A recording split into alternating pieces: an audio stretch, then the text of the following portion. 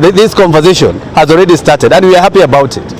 I've already instructed the officers at the Senate that we are going to amend the JSC Act so that we can introduce what we call policy courts.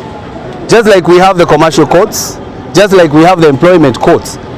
Any issue that emanates from the government, that anybody wants to take it to court, it should not just go to any court. It should go to a policy court. And that court will have to listen to that case within a certain timeline of about 30 days. Because you have a mandate for 5 years. A mandate that the people gave us to bring development to them. You know?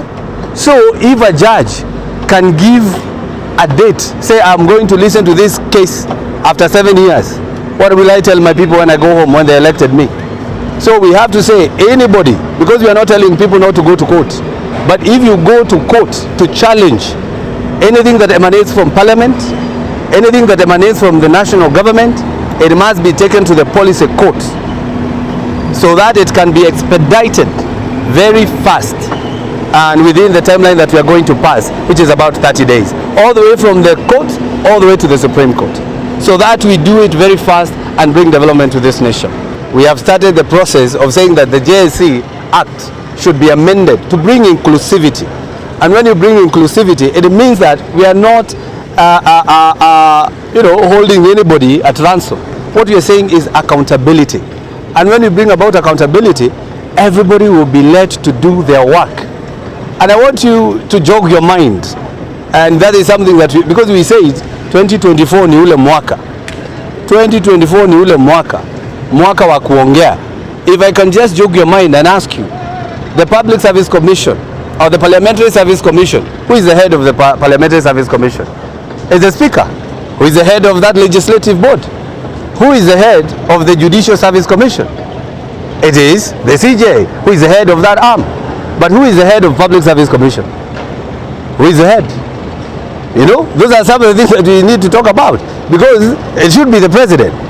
You know, those are now things that, and I'm happy people are talking, and I'm happy that we started this debate. But all we are saying, we support the independence of the judiciary, but we are telling them, please do not be used by anybody to let these people here who are working here to pay, because they are paying taxes and they are paying for your houses, they are paying for your mortgages.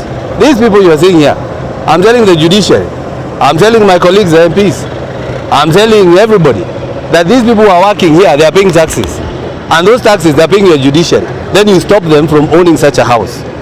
So I think it's a time that we discuss this issue. I want to say, and I have read the statement by the Koome. I've read the statement, and really it does not say much. I believe everywhere some accusation come in, the judiciary should not come guns blazing to protect itself. They should come in to actually look at what is being said.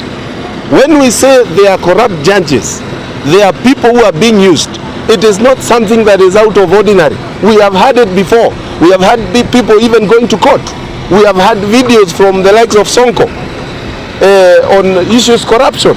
So these are serious matters. And I want to say this, as a young parliamentarian, when I look at the number of people who are working in this site alone, and I've not even mentioned my site that is in Manyata constituency, where we have close to 120 people working, I feel very bad that we can decide, okay, let's have things normal and stop all this and go back to living a life where we are not looking at this agenda that is actually very progressive.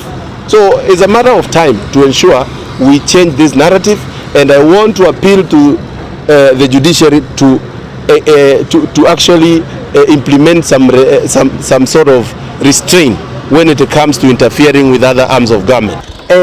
Ni ndeheteria ndikithia kuria Senate ninyandikire maabitha aitu ako draft to ni ndenda ndehe amendment thini wa Judicial Service Commission Act, na ndirenda kumirehe ni undu wake. Wa mbere ni turenda mongongererwo andu. Judicial Service Commission ikoragwo na members kenda, mugwanja ao ni judicial officers.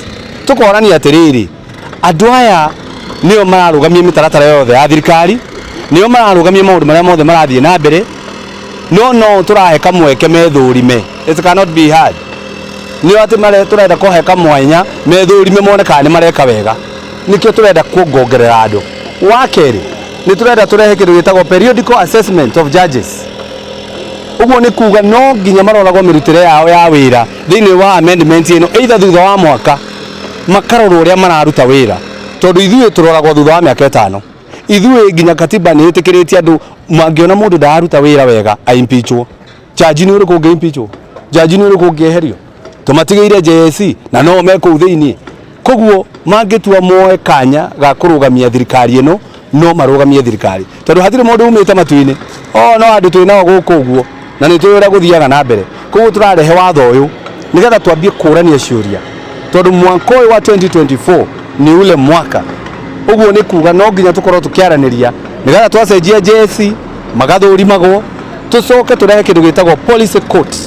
Ni igoti ria mitaratara ya thirikari, to uria kuri igoti ria aruti a wira nirio Employment Act, ni turi igoti ria commercial, tugie na igoti ria mitaratara ya thirikari. Ati mundu arugamia mitaratara wa thirikari rigatwarwo igoti-ini riu, igoti riu nario tukarihe thiku 30 rikorwo ririkitie wira ucio nigetha tutikarugamio, tondu jaji angiuga ni agathikiriria cira thutha wa miaka 7 ngakorwo nyumite giti-ini kana ungiakorwo umite giti-ini ugathie kwira andu atia ningi amuthondekeire barai, no jaji muna nginya matoe ritwa ri akirugamia wira ucio.